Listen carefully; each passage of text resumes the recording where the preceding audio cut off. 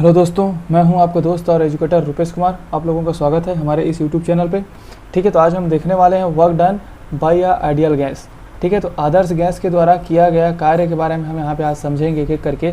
इससे पहले वाले वीडियो लेक्चर में वर्क होता क्या है मैंने बता दिया है आपको, साथ ही साथ मैंने फर्स्ट लॉ ऑफ थर्मोडायनामिक्स को भी डिटेल में एक्सप्लेन कर दिया है। तो आपको उन दोनों वीडियो को देखने के बाद अगर आप ये वीडियो को देखते हो तो आपको और ज़्यादा ही आसानी से ये वीडियो अच्छे से समझ में आ जाएगा। और ये वीडियो न्यूमेरिकल के अगर हम पॉइंट ऑफ व्यू से देखें ये मोस्ट इंपॉर्टेंट वीडियो हो जाता है, क्योंकि आपको isothermal reversible, isothermal irreversible, process से रिलेटेड, एक्सपेंशन, कंप्रेशन से रिलेटेड क्वेश्चंस आपसे पूछे जाते हैं। तो आप ज़्यादा होगा अच्छे से इस वीडियो को डिटेल से देखें और अपने कॉपी में अच्छे से इसको नोट डाउन कर लें। ठीक है, तो हम इसमें देखने वाले हैं work done by ideal gas. तो हमें आइडियल गैस वर्क करेगा किस कंडीशंस पे करेगा? एक आइसोथर्मली रिवर्सिबल प्रोसेस के केस में। आइसोथर्मली का मीनिंग क्या हो रहा है यहाँ पे? समतापी, मतलब पूरे प्रोसेस के दौरान टेम्परेचर क्या रहेगा? कांस्टेंट रहेगा, सेम रहेगा, है ना। और रिवर्सिबल मतलब उत्क्रमणीय प्रोसेस। ठीक है, तो क्या है work done by ideal gas, conditions क्या है? सम आइसोथर्मली रिवर्सिबल। ठीक है, तो समझ में आ गया आपको ये वाला पॉइंट। आइसोथर्मली रिवर्सिबल प्रोसेस में, रिवर्सिबल कंडीशंस पे बोल सकते हैं, है ना, प्रोसेस पे हमें क्या निकालना है? वर्क डन निकालना है। वर्क डन करेगा कौन? आइडियल गैस, आइडियल गैस द्वारा किया गया कार्य। ठीक है, इसमें हम दो केस देखेंगे, एक्सपेंशन के केस में और कंप्रेशन के केस में। मतलब प्रसार के केस में जब गैस का क्या हो, आइडियल गैस का प्रसार होगा एक कंडीशन, और दूसरा कंडीशन हम देखेंगे जब उसका संपीड़न हो। तो ये हम दो केस यहाँ पे देखने वाले हैं आइसोथर्मल रिवर्सिबल के केस में। ठीक है, तो हम इस वीडियो लेक्चर में मेनली फोकस करेंगे आइसोथर्मली रिवर्सिबल प्रोसेस को, जिसमें मैं एक्सपेंशन और कंप्रेशन को बता दूंगा। देन हम नेक्स्ट वीडियो लेक्चर में हम देखेंगे आइसोथर्मली इरिवर्सिबल प्रोसेस को। ठीक है, यहाँ पे क्या है? रिवर्सिबल और इरिवर्सिबल प्रोसेस को मैं दोनों, रिवर्सिबल और इरिवर्सिबल प्रोसेस में डिफरेंस क्या होता है इसको भी मैंने थर्मोडायनामिक प्रोसेस वाले भी अपने वीडियो में डिटेल में एक्सप्लेन किया हूँ, आप उसको भी देख सकते हो। तो इसमें हम दो केस देखेंगे। एक हम देखेंगे फ्री एक्सपेंशन क्या होता है, ठीक है, जिसको हम जीरो प्रेशर भी बोलते हैं।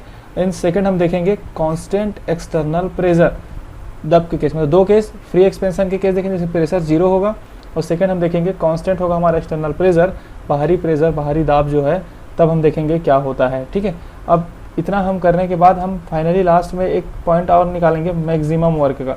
अब हम लास्ट में हम देखेंगे, जब दोनों को हम पढ़ लेंगे पूरे डिटेल में, फिर हम देखेंगे कि आखिर दोनों प्रोसेस में से मैक्सिमम वर्क हमें किस में मिलता है, अधिकतम कार्य हमें कौन से प्रोसेस में मिलता है, कौन से आइसोथर्मली रिवर्सिबल में मिलता है या फिर आइसोथर्मली इरिवर्सिबल मिलता है। इसके बारे में हम डिटेल में डिस्कशन करने वाले हैं। तो अब इन तीनों पॉइंट को हम दो वीडियो लेक्चर में कंप्लीट कर लेंगे।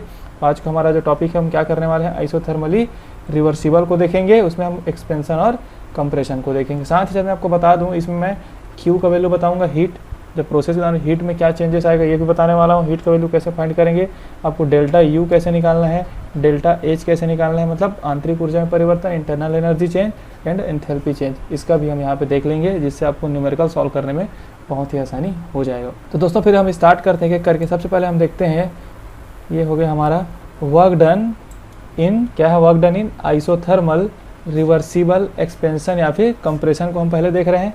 क्या हो रहा है? इसका समतापी हो गया, रिवर्सिबल को उत्क्रमणीय, प्रसार और संपीड़न, ये मैंने आपको बता दिया है। ठीक है, तो सबसे पहले एक डायग्राम हम देख लेते हैं। अगर ये मान लो हमारा ये जो आपको दिख रहा होगा एक सिलेंडर है, इसमें क्या किया गया है? इसमें गैस को भर दिया गया है। ठीक है, गैस है, इसमें आइडियल गैस है, यही हमारा क्या है? आइडियल गैस है। आइडियल गैस ही तो क्या करा? आइडियल गैस द्वारा किया गया कार्य हम देखें तो आइडियल गैस को रखे गए यहाँ पे। इसको हम क्या बोल सकते हैं? इसी को हम सिस्टम भी बोल देंगे, क्योंकि जहाँ पे हम स्टडी करते हैं वही क्या होता है? हमारा सिस्टम होता है। तो ये सिस्टम है। ठीक है, यही हमारा एक पिस्टन लगा हुआ है, यहाँ पे पिस्टन है। ये पिस्टन क्या है? वेटलेस और फ्रिक्शनलेस, मतलब हल्का भी है और क्या है ये, साथ ही साथ इस पर फ्रिक्शनलेस है, घर्षण रहित है ये, मतलब आसानी से अगर ऊपर या फिर नीचे से हम प्रेशर देंगे तो आसानी से ये मूव करेगा। ये हो गया, यहाँ तक हमें पता चल गया। ठीक है, अब मैं मान लेता हूँ स्टार्टिंग में इसका वॉल्यूम है गैस का, अगर हम बोलें तो V1 है। यहाँ पे मैं जो गैस का भी वॉल्यूम है इसमें, इस कंटेनर में या फिर इस सिलेंडर में क्या है? V1 है। ठीक है, इनिशियल वॉल्यूम। अब देखो आप एक केस में देखते हैं इधर है, तो सबसे पहले मैं आपको बता दूं कि हम जो बाहर से जो प्रेशर लगा रहे हैं, बाहरी प्रेशर, उसको हम P एक्सटर्नल बोल रहे हैं। क्या है ये? एक्सटर्नल प्रेशर, बाहरी दाब, एक्सटर्नल प्रेशर या फिर बाहरी दाब बोल सकते हैं। ये वाला पॉइंट आप याद रखेंगे। तो बाहर से हम जो एक प्रेशर लगा रहे हैं वो, और गैस है इसमें, इस सिलेंडर में इन साइड में क्या है? गैस है। तो गैस भी क्या करता है? उस पिस्टन पे एक प्रेशर लगाता है, उस पर भी एक दाब लगाता है, उसको हम PG से डिनोट किए हैं। तो प्रेशर ऑफ गैस है ये, प्रेशर ऑफ गैस, गैस के द्वारा लगाया गया प्रेशर है ये, किस पे? पिस्टन पे। और हम एक बाहरी जो प्रेशर लगा रहे हैं वो है पी एक्सटर्नल। यहाँ तक आपको समझ में आ गया होगा। तो ये हमारा क्या था, V1 स्टार्टिंग गैस का वॉल्यूम है। अब हम देखते हैं अपना अगला केस, एक्सपेंशन, मतलब गैस का हमें क्या करना है, प्रसार कराना है। तो आपको क्या करना पड़ेगा, जो वॉल्यूम V1 है उसको हमें बड़ा करना पड़ेगा, मतलब गैस को प्रसार कराना है। किस केस में प्रसार करेगा, जब हमारा पी एक्सटर्नल जो है वो कम होना चाहिए किससे, Pg से। मतलब Pg हमारा जो प्रेशर, अब गैस का प्रेशर है, अगर वो ज़्यादा होगा तो क्या करेगा, इस पिस्टन को ऊपर की ओर ढकेलेगा, तो क्या होगा, हमारा गैस का वॉल्यूम बढ़ेगा, गैस का एक्सपेंशन होगा, प्रसार होगा। तो देख रहे हो आपको यहाँ तक, पहले यहाँ तक था, यहाँ पर है वो, बट अब कहाँ चला गया, यहाँ तक चला गया, इस वाले तक क्या हो गया, वो हमारा पिस्टन मूव कर गया। ये यहाँ पे मैं बताना चाह रहा हूँ, ठीक है। तो अगर हम प्रेशर में चेंज किए तो हमारा वॉल्यूम में जैसे चेंज हो रहा है वो डेल्टा डी भी बोल रहे हैं हम। अगर हम थोड़ा सा प्रेशर चेंज करते हैं, हम यहाँ पे पढ़ क्या रहे हैं, रिवर्सिबल के केस में पढ़ रहे हैं। तो जब हम रिवर्सिबल के केस में पढ़ते हैं हम, तो बहुत ही कम अमाउंट चेंज करते जाएंगे प्रेशर को, ठीक है, बहुत कम अमाउंट चेंज करेंगे। जैसे डीपी में चेंज कर रहा हूँ, प्रेशर को कम कर रहा हूँ, इस केस में क्या है, पी एक्सटर्नल को कम करना पड़ेगा ना, किसके कंपेरिजन में, Pg को हमें ज़्यादा रखना है पी एक्सटर्नल के केस में। तो अगर मैं पी एक्सटर्नल में माइनस डेल्टा पी कर दूं, है ना, मतलब डी पी कर दूं, छोटा वैल्यू से माइनस कर दूं, तो हमारा वॉल्यूम चेंज कितना हो रहा है, डी भी वॉल्यूम चेंज हो रहा है। तो ओवरऑल अगर वॉल्यूम हमें देखना पड़े तो हमारा वॉल्यूम यहाँ से यहाँ तक हो रहा है V2। तो एक्सपेंशन के केस में क्या हो रहा है, V1 ग्रेटर देन है V2। ये वाला पॉइंट आप याद रखेंगे, मैंने आपको बता दिया। अगर हम कंप्रेशन के केस में देखें तो गैस को हम क्या करेंगे, कंप्रेस करेंगे। तो कंप्रेस कब होगा, जब हमारा पी एक्सटर्नल जो है वो क्या होगा, ज़्यादा होना चाहिए Pg से, है ना। जो बाहरी दाब लगा रहे हैं वो ज़्यादा होना चाहिए अमाउंट में, किससे, प्रेशर जो गैस लगा रहा है, तभी तो क्या होगा, पिस्टन नीचे की ओर दबेगा ना। तो हमारा क्या होगा, ये वॉल्यूम चेंज इतना होगा, डी भी वॉल्यूम चेंज होगा, ये वॉल्यूम चेंज है ये। और ओवरऑल अगर वॉल्यूम हम देखें तो इसको हम बोलेंगे, क्या बोलेंगे, देखो यहाँ तक क्या हो गया, कंप्रेस हो चुका है, ठीक है। तो एक्सपेंशन हो चुका था, तो पहला वॉल्यूम इसमें क्या बोलेंगे हम, V2 बोलेंगे।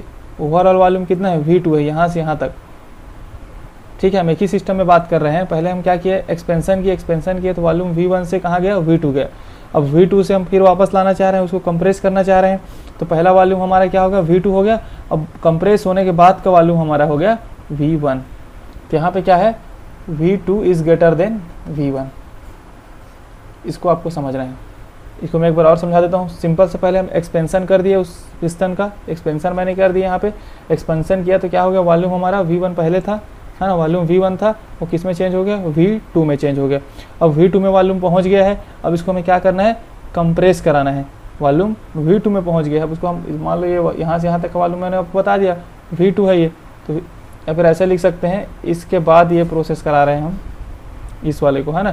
तो इसमें क्या वॉल्यूम इनिशियल V2 हो गया है, फिर इसको हम क्या किए, सिस्टम को कंप्रेस किए, तो वॉल्यूम क्या हुआ, V1 हो गया। तो यहाँ पर V2 ग्रेटर देन है V1 से।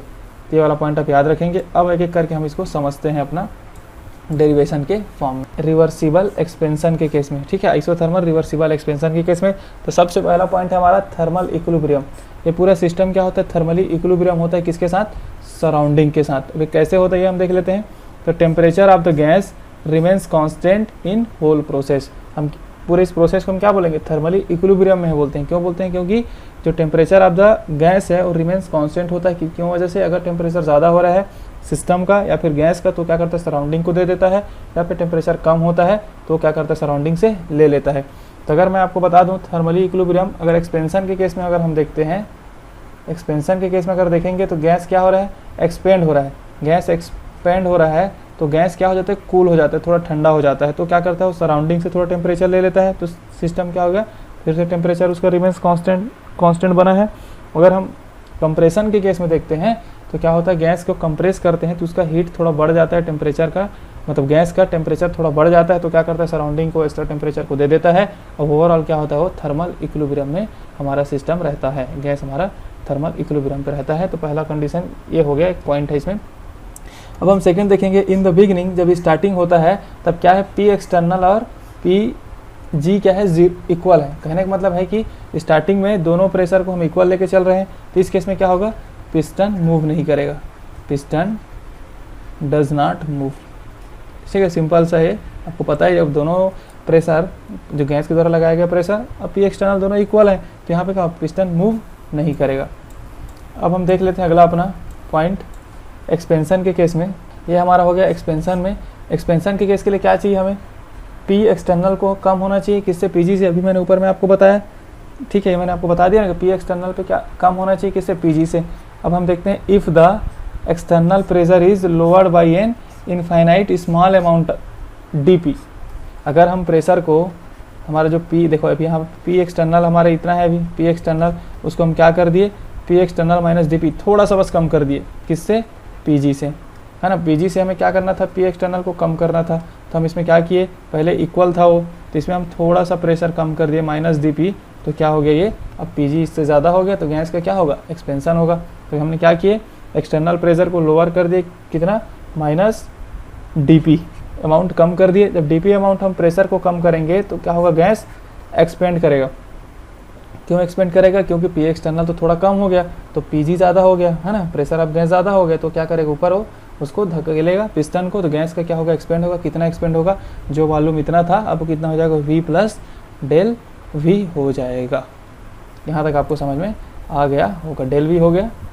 अब आगे हम देखते हैं फिर, अब हम देखेंगे ड्यूरिंग कम एक्सपेंशन, जब एक्सपेंशन हो रहा है तब के केस में क्या होगा, तो देखो प्रेशर क्या हो रहा था, डिक्रीज हो रहा था, मैंने आपको बताया है, P external minus D P हो रहा है, तो प्रेशर क्या हो रहा है, उसमें डी पी माइनस हो रहा है ना प्रेशर में, तो प्रेशर एक्सटर्नल क्या हो रहा है हमारा, डिक्रीज हो रहा है, और वॉल्यूम हमारा क्या हो रहा था, V plus delta D V increase हो रहा है, तो वॉल्यूम हमारा इंक्रीज हो रहा था। This two parameters assign opposite sign, तो देखो एक डिक्रीज हो रहा है और दूसरा क्या हो रहा है, इंक्रीज हो रहा है, मतलब क्या है, अपोजिट साइन में है ना, एक पॉजिटिव है एक निगेटिव है। तो हम क्या करेंगे, जैसा कि मैंने आपको पहले से मैं एक बता दूं कि रिवर्सिबल प्रोसेस होता क्या है, जिसमें सिस्टम क्या हो, फिर से रिवर्स हो जाए। कहने का मतलब है कि जब मैंने पी एक्सटर्नल माइनस मैं डी पी कर दूं, बहुत स्मॉल स्टेप में रिएक्शन होता है, और क्या होता है वो इक्विलिब्रियम में होता है। इसको मैं भी एक्सप्लेन करने वाला हूँ, पहले ये देख लेते हैं।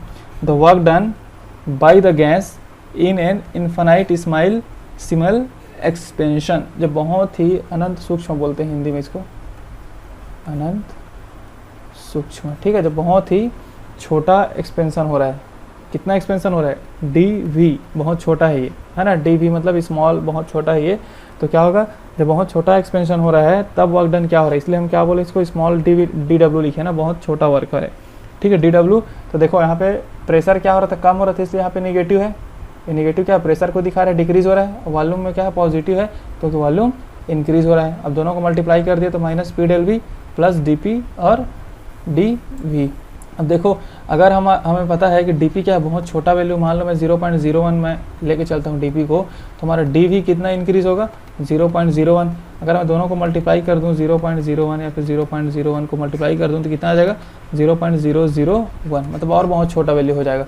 इसलिए हम इस टर्म को क्या कर सकते हैं, नेगलेक्ट कर सकते हैं, नेग्लिजिबल है वो, ठीक है, नेगलेक्ट कर दिया तो बचा क्या हमारा, minus P del V. P क्या है यहाँ पे, एक्सटर्नल प्रेशर है, ये भी आप याद रखेंगे, एक्सटर्नल प्रेशर है, बाहरी प्रेशर है।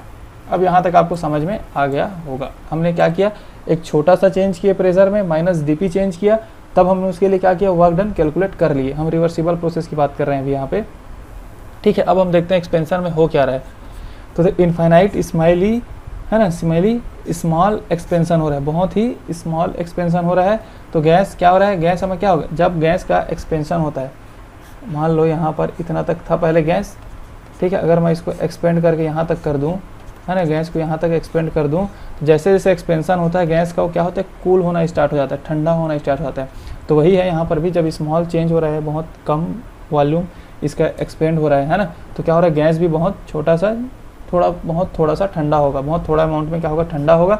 तो क्या करेगा वो, some amount absorb some heat from the surroundings, तो क्या करेगा, थोड़ा सा हीट, जितना अमाउंट टेम्परेचर कम हुआ है एक्सपेंशन होने से, प्रसार होने से गैस का टेम्परेचर कम हुआ है, ठंडा हुआ है, तो क्या करता है, सराउंडिंग से उतना अमाउंट ऑफ टेम्परेचर एब्जॉर्ब कर लेता है, और हमारा थर्मल इक्विलिब्रियम वाला कंडीशन शो करता है, जो कि इसके लिए इम्पॉर्टेंट था।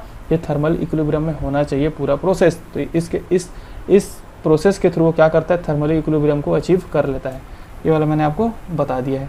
अब मैं आपको ये बताने वाला हूँ कि रिवर्सिबल प्रोसेस में होता क्या है। देखो, तो as a result of expansion, ठीक है, क्या होता है, pressure of the gas within the cylinder fall to, देखो अब अगर मैं यहाँ पे एक्सप्लेन करूँ अच्छे से उसको, तो आपको अच्छे समझ में आएगा, ठीक है। ये हो गया हमारा सिलेंडर है ना। अगर इस प्रेशर को P एक्सटर्नल था उसको मैं माइनस डी कर दिया, ठीक है, माइनस डी कर दिया, तो मान लो ये थोड़ा एक्सपेंशन हो गया यहाँ तक हो गया एक्सपेंशन। तो इसका जो प्रेशर था इसमें भी क्या होगा, इसका भी प्रेशर, गैस के प्रेशर में भी क्या होगा, माइनस डी कम हो जाएगा एक्सपेंशन होने के बाद। यहाँ पे लिखा है ना, as a result of expansion होने के बाद प्रेशर ऑफ द गैस, तो गैस का जो प्रेशर है वो भी क्या हो गया, उसमें माइनस डी वैल्यू कम हो गया। तो क्या बोलेंगे, तो गैस का सिलेंडर का जो प्रेशर है गैस का वो कितना से कितना हो गया, माइनस पी से माइनस डी हो गया। इसमें भी अमाउंट कम हो गया प्रेशर इसका, तो कितना गैस था वो क्या हो गया, एक्सपेंड हो गया। मतलब गैस को हम जितना कंप्रेस करेंगे उतना ज़्यादा वो प्रेशर लगाएगा। अगर गैस क्या होगा, एक्सपेंड होना स्टार्ट होगा, प्रसार होना स्टार्ट होगा, तो गैस का प्रेशर भी कम होते जाएगा, ठीक है। तो क्या हुआ, सेम थोड़ा गैस एक्सपेंड हुआ, डी भी एक्सपेंड हुआ, है ना, एक्सपेंशन हुआ। क्यों हुआ, क्योंकि हमने डीपी प्रेशर इसमें कम किए। तो जब एक सर्कल कंप्लीट हो गया, कि एक बार जब वो माइनस डी हो गया और एक्सपेंशन हो गया, तो गैस का प्रेशर भी क्या होगा, पी माइनस डी हो जाएगा, वो भी थोड़ा कम हो जाएगा। अब ये पी माइनस डी ये फिर से किसके इक्वल हो गया, टू द एक्सटर्नल प्रेशर, क्योंकि एक्सटर्नल प्रेशर भी पी माइनस डी पे चल रहा था। एक्सटर्नल प्रेशर भी क्या हो गया था, पी एक्सटर्नल माइनस डी था हमारा स्टार्टिंग केस में। अब इसके इक्वल हो गया हमारा पी माइनस डी, क्योंकि इसमें भी एक्सपेंड होने के बाद, एक्सपेंशन होने के बाद क्या हुआ, ये भी जो हमारा गैस का प्रेशर है थोड़ा कम हो गया, दोनों इक्वल हो गए। तो क्या हो गया, पिस्टन फिर से क्या हो गया, रेस्ट पे आ गया, तो पिस्टन हमारा वहीं पे रुक जाएगा। तो क्या करना पड़ेगा, हमें फिर से इसी प्रोसेस को अगेन अप्लाई करना पड़ेगा। फिर से जो हमारा एक्सटर्नल प्रेशर है उसमें हम फिर से क्या करना पड़ेगा, फिर से डी माइनस करना पड़ेगा। इसी प्रोसेस को बार बार हमें रिपीट करना पड़ेगा, ठीक है। हमें क्या करना पड़ेगा, एक्सटर्नल प्रेशर में फिर डी माइनस करेंगे तो थोड़ा गैस एक्सपेंड होगा, फिर वो गैस का जो प्रेशर है वो फिर पी माइनस डी होगा, मतलब उसमें थोड़ा कम होगा, और फिर क्या होगा, दोनों इक्वल हो जाएंगे एक्सटर्नल प्रेशर के साथ। तो गैस क्या होगा, जो पिस्टन है हमारा फिर वो रेस्ट में आ जाएगा। तो इसी प्रोसेस को बार बार करना, और फिर से देखो क्या हो रहा है, ये रिवर्सिबल प्रोसेस टाइप हो रहा है, फिर से वहाँ ओरिजिनल पोजीशन पे आ जा रहा है, फिर हम माइनस डी करते हैं, फिर तो इस टाइप से जो प्रोसेस होता है जिसमें स्मॉल स्टेप्स में रिएक्शंस होते हैं और टाइम इन्फिनाइट लगता है ना, बहुत छोटे। इसीलिए इन्फिनाइट सिमेली बोलने का रीज़न वही है कि बहुत छोटा अमाउंट, ठीक है, अनंत सूक्ष्म जिसको बोल रहे हैं। तो ये छोटा छोटा स्टेप में होता है, क्योंकि प्रेशर का वैल्यू थोड़ा थोड़ा कम होते रहता है, इसलिए इसको बोलते हैं रिवर्सिबल प्रोसेस, ठीक है। तो रिवर्सिबल प्रोसेस की वजह से ये हम एक्सप्लेन कर पाए यहाँ पे कि बहुत सारे स्टेप्स में होगा। तो क्या हो रहा है, इसका मीनिंग अब यहाँ से देखेंगे हम।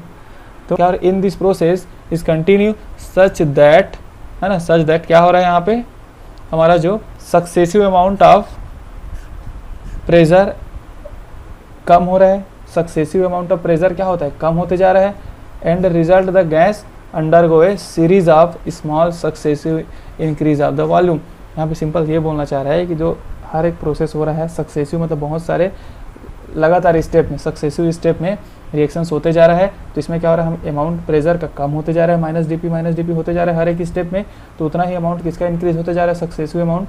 अगर सीरीज में देखें तो undergo A series of small successive increment, तो वॉल्यूम में डेल्टा भी इंक्रीज होते जा रहा है। ये प्रोसेस आपको समझ में आ गया हो कैसे होता है। अगर पी एक्सटर्नल में थोड़ा माइनस डी करते हैं तो थोड़ा एक्सपेंड होता है, फिर हमारा जो पिस्टन है रेस्ट में आ जाता है, क्योंकि गैस का प्रेशर और एक्सटर्नल प्रेशर फिर से इक्वल हो जाते हैं, फिर उसमें माइनस डी करते हैं, तो फिर नेक्स्ट स्टेप होता है। ऐसी स्टेप एक सीरीज में स्टेप होते रहता है, सक्सेसिव स्टेप में सीरीज होते रहता है। तो सिंपल से ये है कि पूरा प्रेशर कम होते जाता है और वॉल्यूम उतना ही अमाउंट इंक्रीज होते जाता है। तो अब इसी को हम बहुत सारे स्टेप में जो हो रहा है उसको हम क्या करेंगे, न्यूमेरिकल के फॉर्म में लिखेंगे, तो आपको आसानी से और समझ में आ जाएगा।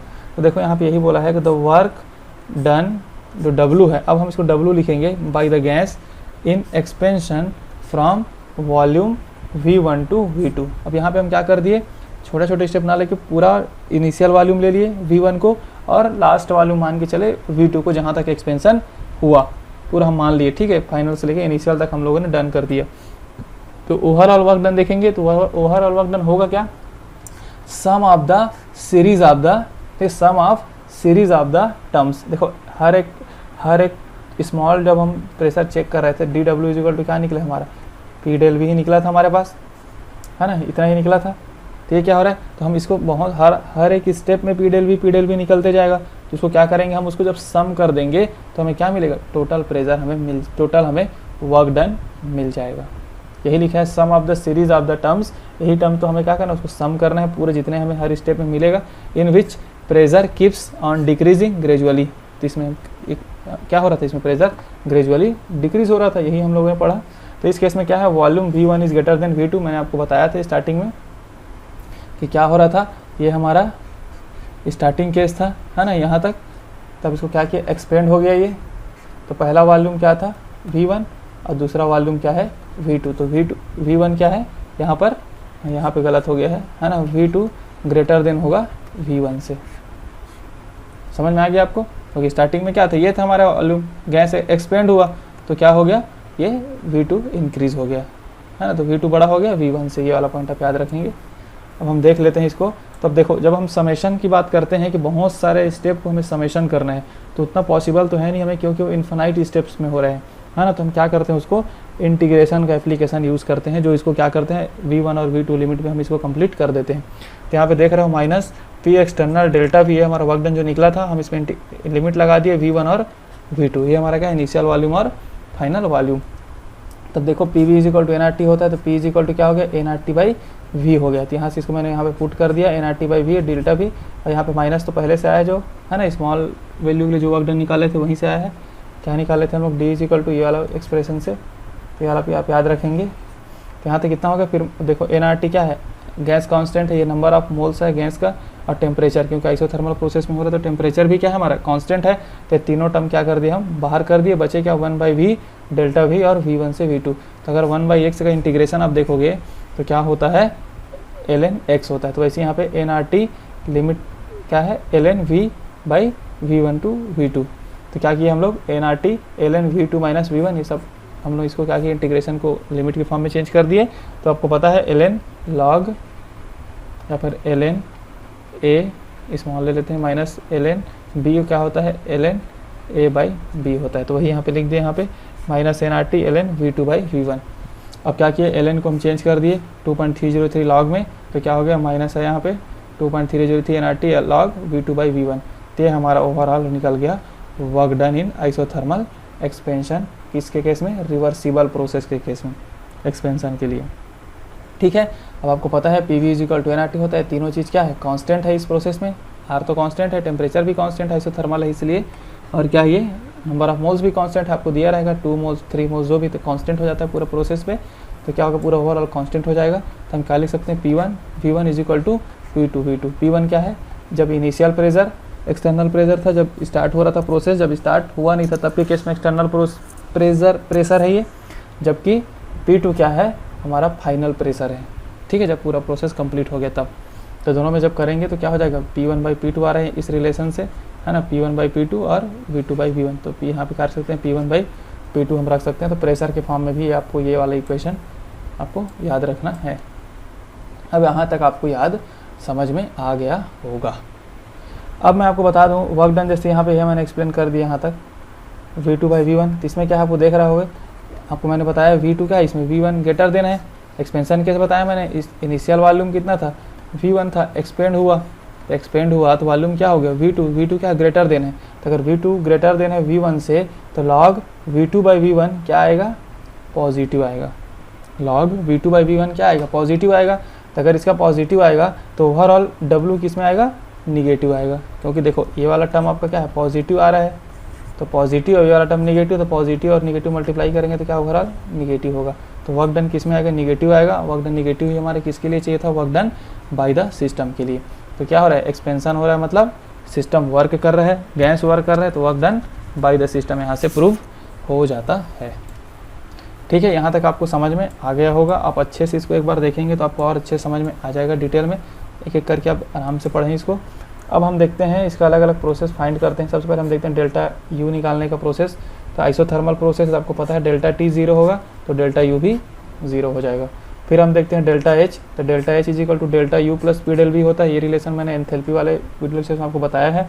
तो delta V is equal delta N R T लिखेंगे क्योंकि P V is equal to N R T होता है, तो इसको पी डेल वी कर देते हैं तो डेल्टा एन आर टी हो जाएगा। तो यहाँ से वॉल्यूम तो 0 है ही है, ये पूरा टर्म क्या है, कांस्टेंट है। ठीक है, तो क्या होगा, डेल्टा एच भी 0 हो गया। अब हम देख लेते हैं क्यू के लिए। तो delta U plus Q plus W ये कहाँ से आया है, first law of thermodynamics, first law of thermodynamics. तो आप क्या कर, इस वीडियो इससे पहले वाले वीडियो लेक्चर को भी देख सकते हो जिसमें फर्स्ट लॉ ऑफ थर्मोडायनेमिक्स को मैंने डिटेल में एक्सप्लेन किया है। ठीक है, वहाँ से आया है ये। तो यहाँ पता है आपके आइसोथर्मल प्रोसेस है तो इंटरनल एनर्जी 0, तो Q is equal to -W। अब देखो -W यहाँ पर है तो W इज इक्वल टू हम क्या निकाले थे, हम W इज इक्वल टू ये निकाले, यहाँ पर W इज इक्वल टू क्या निकाले थे 2.303 nRT log V2/V1 ये निकाले थे। तो यहाँ पे पुट कर दिए W इज इक्वल टू, तो माइनस माइनस क्या हो गया प्लस 2.303 nRT log V2/V1। तो इससे ये प्रूफ हो रहा है Q क्या आ रहा है इसमें पॉजिटिव में आ रहा है, हीट क्या आ रहा है पॉजिटिव है, मतलब हीट सिस्टम का बढ़ रहा है, ऐसा हम मान सकते हैं। ठीक है, तो ये क्या है work done by the system के लिए हीट का पॉजिटिव आना हम यहाँ पे प्रूफ कर दिए। ठीक है दोस्तों, यहाँ तक आपको समझ में आ गया। अब हम देखते हैं कंप्रेशन वाले केस को। दोस्तों अब हम देखते हैं आइसोथर्मल रिवर्सिबल कंप्रेशन के केस को। ठीक है, तो आपको सिंपल सी बात है, प्रोसेस सेम है, रिवर्सिबल ही आइसोथर्मल ही रहेगा, बस यहाँ पे कंप्रेशन के केस में देखेंगे। मतलब यहाँ पे एक पॉइंट हम यहाँ पे याद समझ लेते हैं। यहाँ से हमारा गैस पहले स्टार्टिंग में ये था, है ना। अब देखो यहाँ पर हम सिंपल से अगर देखें तो इस टाइप से इसको समझेंगे। हमारा वॉल्यूम V1 था, फिर क्या हुआ था, ये एक्सपेंड हुआ था। ठीक है, वॉल्यूम V1 था, फिर एक्सपेंशन हुआ था, पहला वाला जो हम पढ़े हैं एक्सपेंशन हुआ ये, तब इसका वॉल्यूम क्या हुआ V2 हुआ। ठीक है, वॉल्यूम V2 हुआ, फिर इसके बाद हम इसको क्या करते हैं कंप्रेस करते हैं। कंप्रेस करते हैं तो इनिशियल वॉल्यूम हम इसमें क्या मानेंगे V2 मान लेते हैं। मान लो यहाँ पे फिर वापस आ गया ये, इस बार वॉल्यूम क्या है V2 है इनिशियल वॉल्यूम, देन यहाँ पे वॉल्यूम क्या हो रहा है V1। तो ठीक है, तो कंप्रेशन के केस के लिए इनिशियल वॉल्यूम क्या होता है, इनिशियल वॉल्यूम कंप्रेशन के केस के लिए V2 होता है जो कि ग्रेटर देन है, एंड फाइनल वॉल्यूम क्या होता है, फाइनल वॉल्यूम V1 है। तो इस केस में क्या है V2 is greater than V1 है। ठीक है, अब इस वाले केस में क्या है, इनिशियल वॉल्यूम V1 था और फाइनल वॉल्यूम V2 है, तो V2 माइनस V1। इस केस में भी V2 ग्रेटर देन ही है एक्सपेंशन के केस में। ठीक है, तो फाइनल इनिशियल वॉल्यूम क्या है V2 है, देन फाइनल वॉल्यूम क्या है V1 है। ये वाला भी पॉइंट आप याद रखेंगे। अब हम देखते हैं कंप्रेशन के केस के लिए हमें क्या चाहिए। आपको देख ही रहो क्या होना चाहिए, P एक्सटर्नल, जब हमें इसको क्या कराना है कंप्रेस कराना है, इसको हमें कंप्रेस कराना पड़ेगा, है ना। P एक्सटर्नल को कंप्रेस कराएंगे तो क्या होगा, उसको किससे ज़्यादा होना चाहिए, प्रेशर ऑफ द गैस जो इधर प्रेशर लग रहा है, मान लो गैस का प्रेशर, उससे इसको ज़्यादा होना चाहिए। ठीक है, अगर प्रेशर को हम क्या करें ज़्यादा करने के लिए उसमें डेल्टा P ऐड कर देते हैं। उसमें क्या कर रहे थे एक्सपेंशन वाले में माइनस कर रहे थे, क्योंकि हमें प्रेशर को कम करना था। इसमें हमें P एक्सटर्नल प्रेशर को ज़्यादा करना है, तो हम इसमें डेल्टा P ऐड कर दिए, तो वॉल्यूम में क्या होगा -dV हो जाएगा, माइनस वॉल्यूम, थोड़ा वॉल्यूम डिक्रीज हो जाएगा। ठीक है, बाकी जो थर्मल इक्विलिब्रियम वाला जो प्रोसेस है, पूरा जो थ्योरी वाला पोर्शन है वो सेम रहेगा जैसे हम लोग एक्सपेंशन के केस में देखे। बस उस जहाँ पे एक्सपेंशन है वहाँ पे आप कंप्रेशन लिख दें, और जहाँ पे वॉल्यूम इंक्रीज़ हो रहा है उस केस में इसमें वॉल्यूम डिक्रीज़ होगा, इसमें प्रेशर इंक्रीज़ होगा, उसमें प्रेशर डिक्रीज़ हो रहा था। तो अब सिंपल सा है। और थर्मल इक्विलिब्रियम वाला जो मैंने वहाँ पे बताया वही यहाँ पे भी लागू होगा। इसमें क्या होगा, जब हम गैस को कंप्रेस करेंगे तो सिस्टम का या फिर गैस का टेम्परेचर बढ़ेगा, तो क्या करता है सराउंडिंग को उतना अमाउंट ऑफ टेम्परेचर या हीट दे देगा, जिससे क्या हो जाएगा थर्मल इक्विलिब्रियम पे पहुँच जाएगा। इसमें भी सेम मल्टीपल स्टेप में होगा कि थोड़ा थोड़ा स्टेप में क्या होगा, प्रेशर को हम इंक्रीज़ करते जाएंगे, है ना। प्रेशर को हम थोड़ा थोड़ा डीपी फॉर्म में क्या करेंगे इंक्रीज़ करते जाएंगे, तो वॉल्यूम हमारा डीवी इसमें डिक्रीज़ होते जाएगा। उसमें इसके अपोजिट हो रहा था, तो इस फॉर्म में आप अपोजिट के फॉर्म में इसको लिख लोगे थ्योरी वाले पोर्शन को। अब हम देख लेते हैं ड्यूरिंग द कंप्रेशन, तो क्या होगा pressure increases and volume decreases. इस केस में क्या हो रहा है, प्रेशर इंक्रीज होगा, वॉल्यूम डिक्रीज होगा, तो क्या होगा दोनों अपोजिट साइन में है ये भी। तो क्या लिखेंगे P एक्सटर्नल जो प्रेशर इंक्रीज कर रहे हैं कितना, डेल्टा P इंक्रीज कर रहे हैं, तो वॉल्यूम कितना डिक्रीज हो रहा है -dV, इसलिए यहाँ पे निगेटिव है, यहाँ पॉजिटिव, तो पॉजिटिव निगेटिव यहाँ पे आ जाएगा निगेटिव, तो P external dP plus dV multiply कर दिए, ये भी टर्म नेगलेक्ट हो जाएगा।